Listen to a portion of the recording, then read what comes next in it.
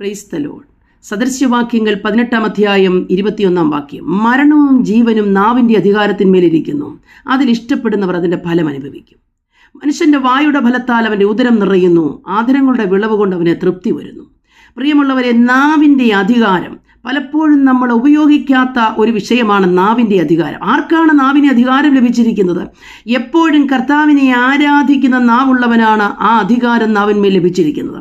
കർത്താവിനെ സ്തുതിക്കുവാൻ ഉപയോഗിക്കപ്പെടുന്ന നാവ് കൊണ്ട് ശാപവാക്കുകൾ പറയുകയോ കുരുള പറയുകയോ വഷളത്വം സംസാരിക്കുകയോ ദൈവഹിതമല്ലാത്തതിലേക്ക് പങ്കുചേരുകയോ സംസാരിക്കുകയോ ചെയ്താൽ ഒരിക്കലും നാവിന് അധികാരം ഉണ്ടാകുകയില്ല.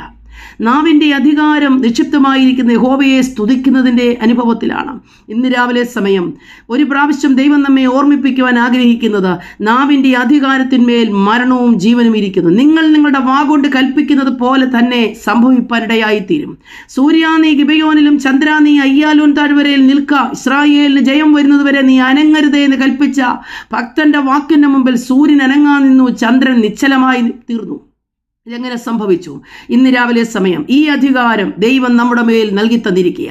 രാവിലെ ഈ അധികാരം ഇല്ലാത്തവർ ദൈവത്തെ സദാ സ്തുതിക്കാൻ ആരംഭിക്കുക. ഈ അധികാരം നമ്മുടെ നാവിന്മേൽ വരും. ആമേൻ.